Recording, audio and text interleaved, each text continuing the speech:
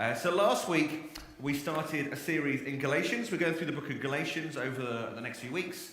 One or two Sundays where we'll take a slight diversion, where we've got like a baptism and things like that. But we're really going to be spending up until sort of mid-July-ish looking at this book, this letter that was written to the churches in Galatia from Paul. And it is a brilliant letter. It is one that I think is really challenging. And it is one where it fits in with our sort of theme for the year of looking at grace. We titled the series Gospel Freedom, where we're trying to find freedom in walking in the gospel. And last week we started to consider a little bit about what the gospel was, or maybe what the gospel isn't, depending on who you listen to today. And we're going to consider that a little bit more today, but it gets a little bit more personal today. I'm going to be looking at Galatians 1, 10 to 24, and we'll read through that in just a moment. But even as we were worshipping, one of the things I was thinking about most was, and hearing the stories and what God seemed to be doing through the contributions, was the word transformation comes up. The gospel is one that transforms. The gospel is one that causes different things to happen in our lives. One of the fruit of the gospel should be that we see our lives are different. If we're really living and following Jesus, you'll see your life is different and changing. It's a way you can almost see and almost spot people who are not really following Jesus. Is there any change in their life? Are they becoming more Christ-like or not? And today we get really, really personal with that as Paul starts to tell some of his story here. And so let me just read Galatians 1, 10 to 24, and then we'll sort of consider it and look at it together and see what that sort of means for us. So it says this, it says, "Am I now trying to win the approval of human beings or of God? Or am I trying to please people? If I was still trying to please people, I would not be a servant of Christ. I want you to know, brothers and sisters, that the gospel I preached is not of human origin. I did not receive it from any man, nor was I taught it. Rather, I received it by revelation from Jesus Christ. For you have heard of my previous way of life in Judaism, how intensely I persecuted the church of God and tried to destroy it. I was advancing in Judaism beyond many of my own age among my people and was extremely zealous for the traditions of my fathers. But when God, who set me apart from my mother's womb and called me by his grace, was pleased to reveal his Son in me so that I might preach him among the Gentiles, my immediate response was not to consult any human being. I did not go up to Jerusalem and see those who were apostles before I was, but I went into Arabia. Later, I returned to Damascus. Then, after 3 years, I went up to Jerusalem to get acquainted with Cephas and stayed with him 15 days. I saw none of the other apostles, only James, the Lord's brother. I assure you before God that what I am writing you is no lie. Then I went to Syria and Sicilia. I was personally unknown to the churches of Judea that are in Christ. They only heard the report. The man who formerly persecuted us is now preaching the faith he once tried to destroy. And they praised God because of me." See, Paul is writing this letter to these churches in this area, Galatia, sort of modern-day Turkey area, because there were problems. People had started infiltrating the church. People had started coming into the church with these other ideas. You see, the devil, the enemy of God, he disturbs the church, not as much necessarily, sometimes not just by evil, but by error that creeps into the church. You might just think the only enemy of the church of God is evil. Well, I'm going to argue it's not. I think it's going to be error, where people take the Bible and make it say what they want it to say rather than what it actually says. It's one of the biggest challenges to the church today in the world, is twisting the Bible to make it say what you want it to say. One of the biggest challenges. You see, when the enemy can't entice Christian people into sin, what he does is he will deceive them with false teaching. And Paul here is writing a letter to this group of churches and saying, this is what is happening. Some people are coming in who don't necessarily mean bad, but they're bringing in something which is foreign to the gospel. It's foreign to the way Jesus is telling you to live, and you've got to be careful with that. And that is what this letter is going to be unpicking. But what we have here is that Paul is almost establishing himself for who he is. Because what had happened is these churches didn't really know what to make of Paul. Because his history was one of difficulty for Christians. For those of you that have maybe read the Bible before, you'd have read that story of Paul, of how he was started off as this man Saul. And he talks a bit about it here. And he talks about how he used to persecute Christians. He would literally go around capturing them, taking them off to jail, and then killing them. And so why all of a sudden would these churches listen to a man, or these Judaizers, why would they take the man's authority who was once killing the Christians? So he's almost showing here that this is who I am. God has done a work in me. But what's really interesting, and what I want to pick up with transformation, is transformation doesn't happen instantly. You know, we talk about, even the words that came, like Mary talks about a long, hard winter. It has been long and hard. And, you know, even talking to Zach this morning, his new garden is like a bog. Lots of our gardens are probably like bogs because it's rained so much. It's been a long, hard winter. And doesn't life feel like that sometimes? It's just a long, hard slog to get through it. See, transformation takes time. It doesn't happen instantly. You know, we live in an age now where we expect transformation instantly. If I can't Google it and it happens to my life instantly, there's a problem. Transformation doesn't work like that. It's years in the making. It's often years in the making. That very picture that Mary brought, your garden lays dormant for months in the winter.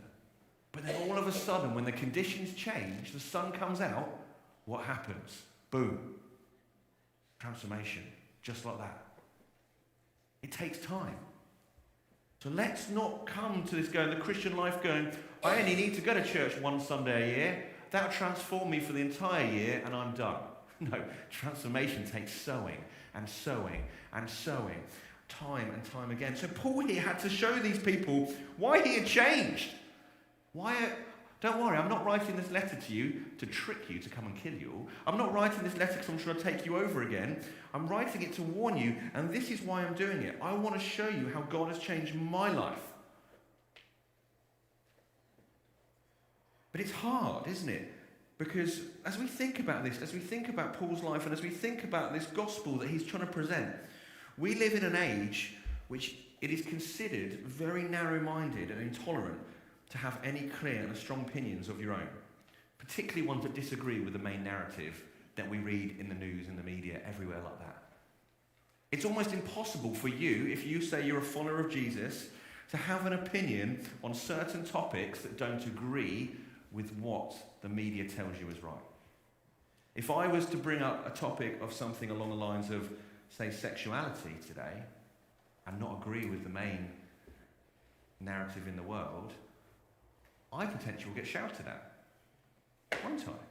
So it's probably why a lot of you would never talk about that topic, even if you have a view on what the Bible says about it, because we live in such an intolerant society.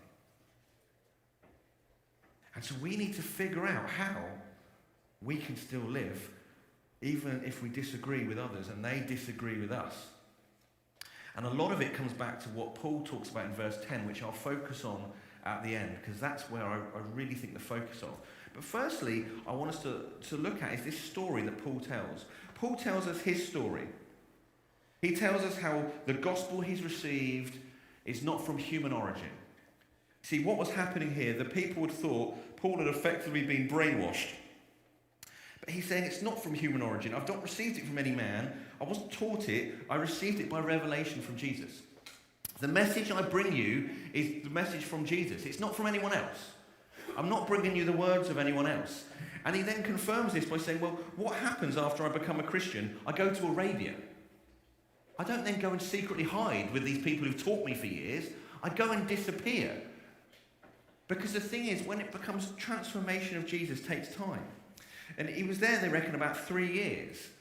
And you know, there's ideas as to why he was there 3 years. I can't say why any of them were exactly true or not. But I think Paul realised that to work out the gospel takes time. You know, even today, we've sung songs, haven't we? And the He is Yahweh song. And it had some of the names of God. And before that, we talked about the lion, the lamb. And you could spend your entire life just trying to figure out the names of God. and let alone any of his characteristics, let alone any of other bits about it. You're never going to do it. And so, see, the gospel takes time to almost just brew in us to come through. And so we need to keep, as followers of Jesus, coming back to the gospel. We need, and when I say the gospel, fortunately nowadays we have it in a book where we can access it. And we can either have it in a book or we can have it on a smart device.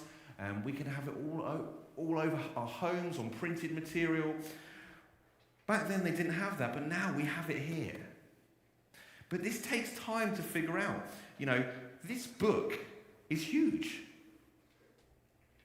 It's not the kind of book you necessarily pick up and read cover to cover. It's not. It's not your latest thrilling novel. You know, you get to some parts of it and you would be taking it back for a refund. Because let's face it, who enjoys reading Leviticus? If any of you don't know, Leviticus is where lots of the really fun laws are of the Old Testament. You know, where you can't wear clothes made of two different kinds of material twined together and all that. I'll tell you what, some thrilling stuff in there. You will love it. But we've got the gospel now, and so we need to understand the gospel. We need to get into the gospel. But I think as well, the gospel also works out through our lives. And this is what Paul is doing here. By Paul telling his story, he's helping us to see that is an important part of sharing the gospel. How many of you have been in churches before, maybe even this one, maybe even I've said, well, as Christians, we've got to, that's even in our strapline, isn't it, I suppose? We want to see lives transforming their community. We're encouraging you to share the gospel where you go. Now, if I was to ask for hands up, I'm not going to, how many of you feel equipped to share the gospel? I don't reckon there'd be many hands up in the room. Okay? Because you think, well, what do I say? What do I do if they ask this question? What do I do? What do I do? What do I do? But what does Paul do here? He tells his story. One of the most powerful things you have for sharing the gospel with someone is your story. Not because it's your story, but because it's what God has done to your story. It's one of the most powerful things you have. So if you want to ever share the gospel with someone, I'm not saying you've got to get a Bible out and go through the different verses that prove it. Share your story. That is what Paul does here. He shows them how by the grace of God he has been transformed. He has been taken from a man who was trying to kill the church, trying to destroy it forever, and yet God met with him on a Damascus Road experience. Now this doesn't happen for many, if any of us, probably in a room like this. I'm not saying to have a God experience you're going to be met as you're walking into the village at some point and a shining light is going to come onto your face, and then you know that's probably not going to be most people's experience.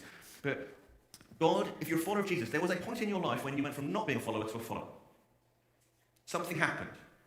For some of us it might be just a quiet moment. For some of us, it might have been a big dramatic moment. For some of us, the penny might have dropped. It was a realization. But there's been a moment, there's been a change in your story where God has broken in. Where all of a sudden,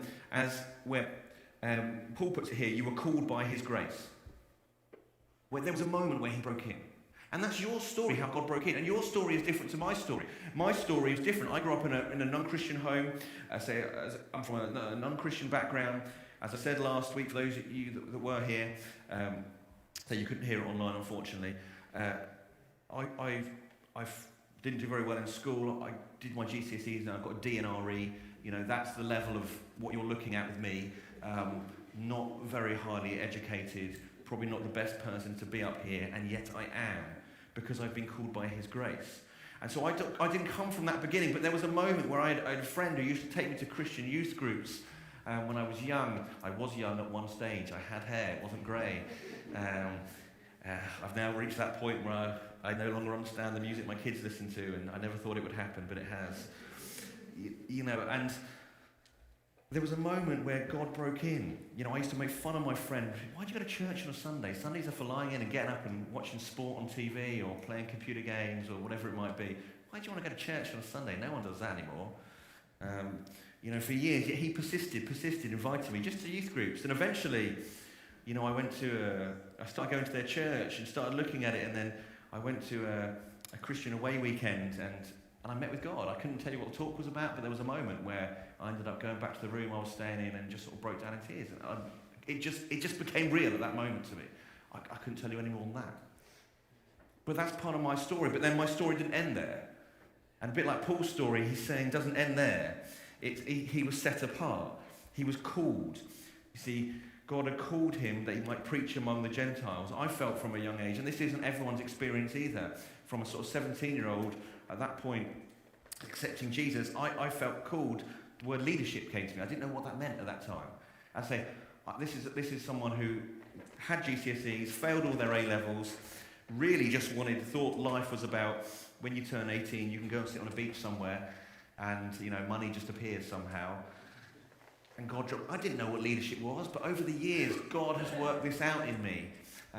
God has worked out his gospel. It takes time. It takes time. But you see, I'm telling a story, and this is what Paul is doing here. He tells his story. And so when it comes to sharing the gospel with people, I'm not asking you to have the most theologically accurate response to the gospel from the Bible. I'm asking you to tell your story. One of the most powerful ways you can connect with somebody else today is through story.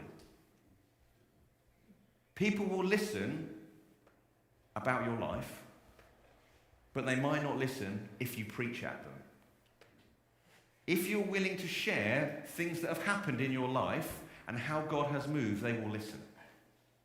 But if you're just going to sit down with them and say, the Bible says you should do this, you should do that, you should do this, they won't listen.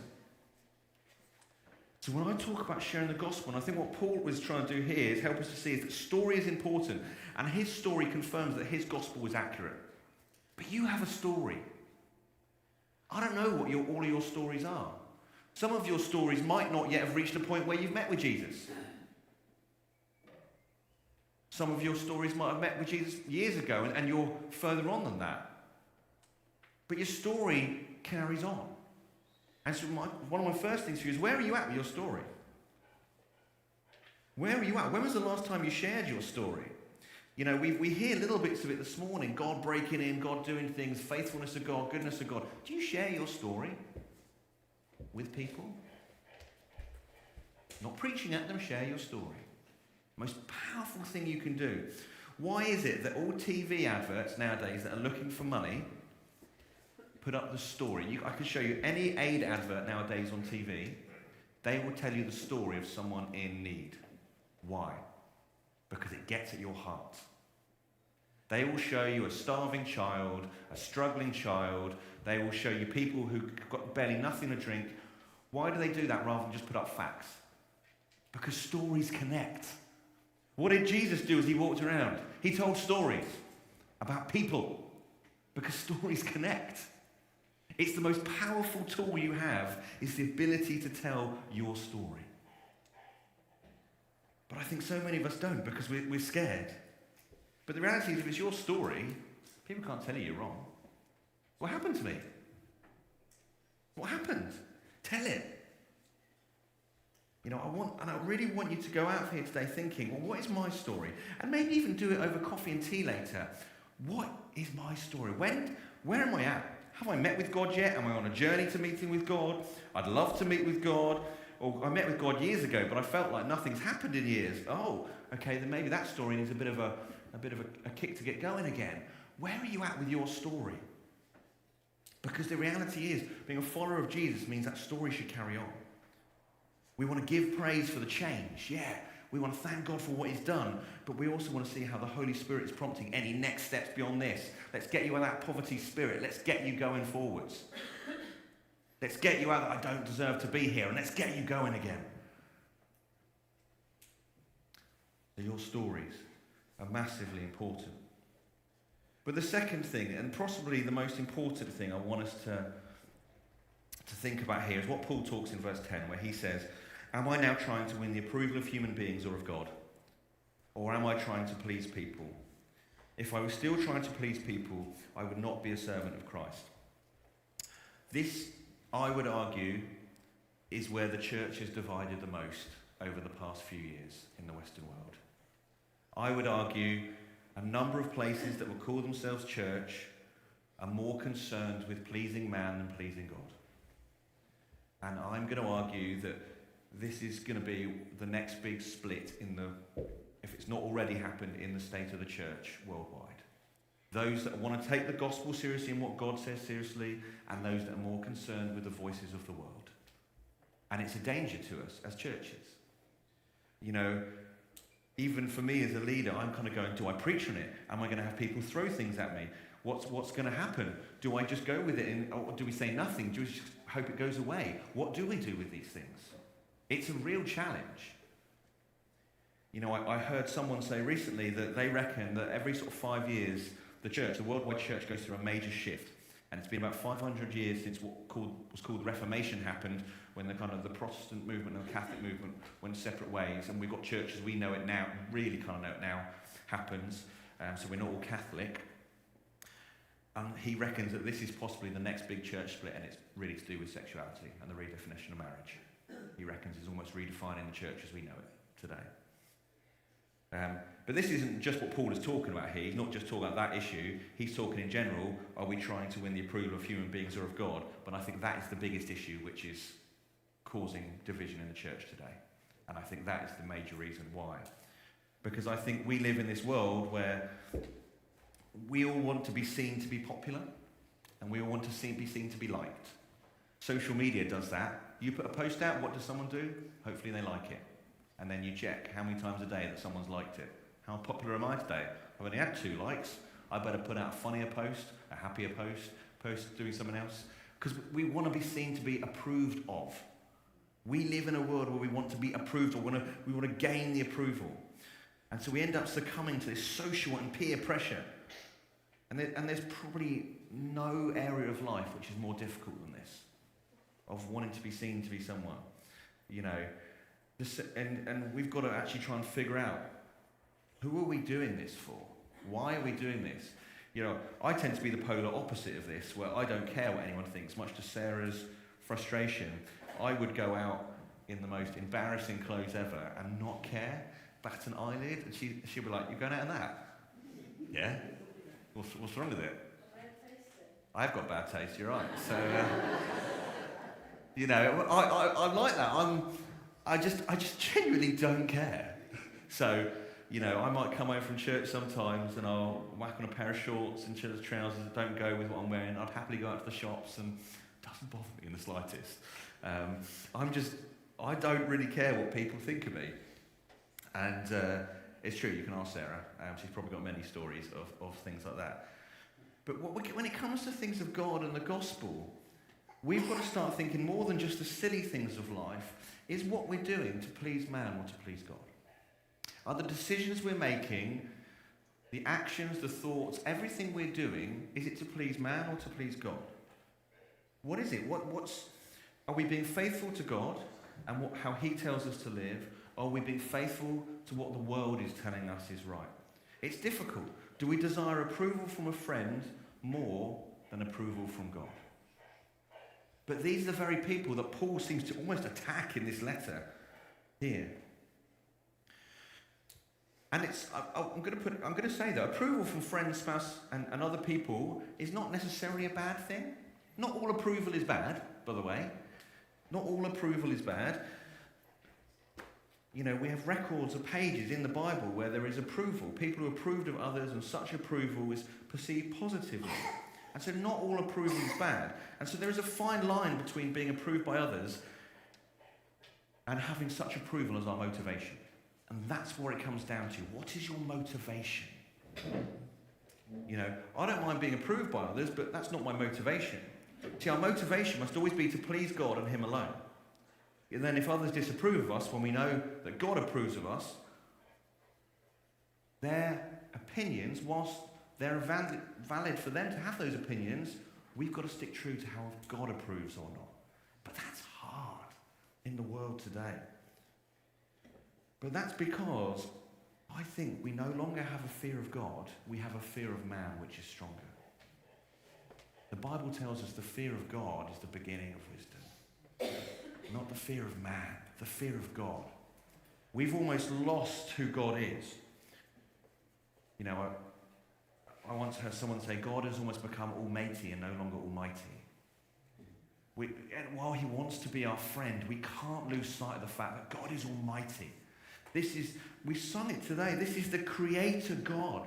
This is the God who flung the very stars into space. He is almighty.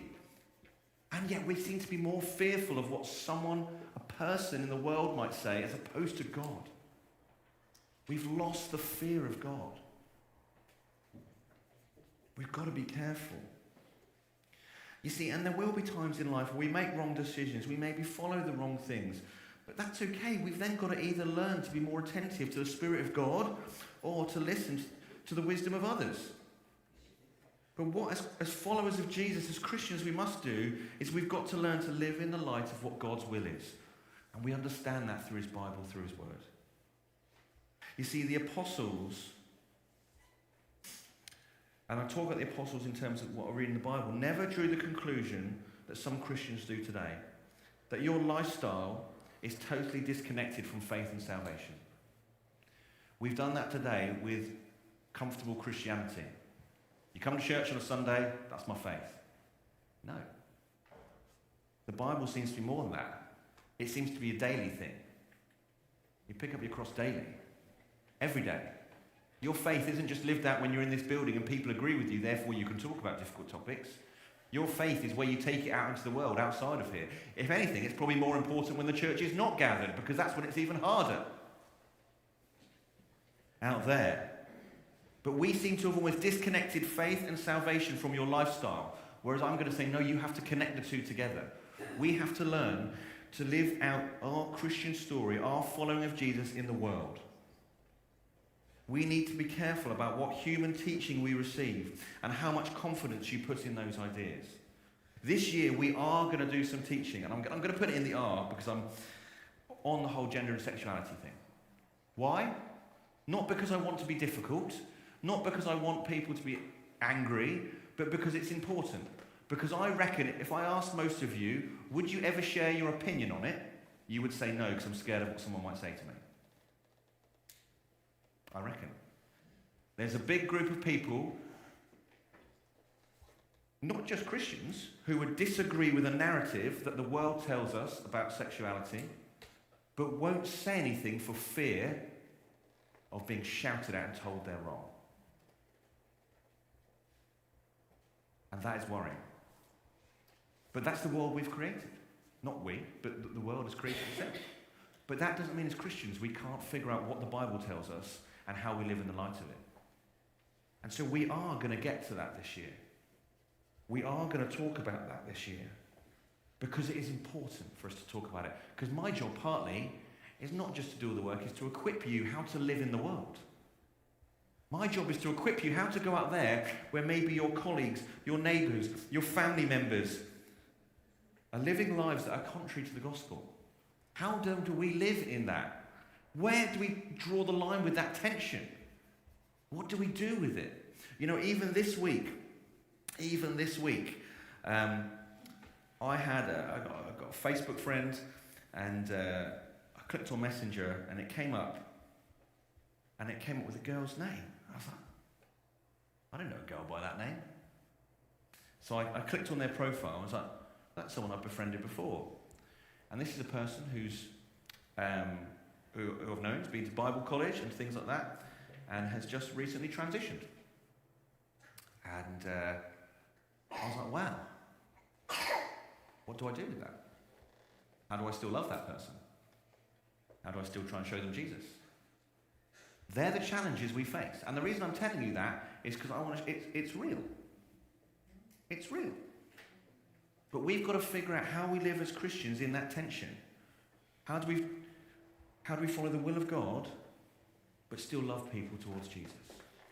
That's a real tension, isn't it? It's a real world we live in, but it's something we've got to figure out. And so this is why we're going to look at Galatians, because we want to make sure that we, as a church, are more than anything else trying to please God above people. Because if we want to be a church, that is the only way to be a church. And that might mean there are going to be some difficult things we have to do, talk about, cover. We might have to have some difficult conversations, but we can't shy away from it. The Bible doesn't allow us to shy away from it. We have to come at this. But we're going to do it with grace, we're going to do it with love, and we're always going to look to point people towards Jesus no matter where they stand. Because that is the only way the gospel shows us how to do it.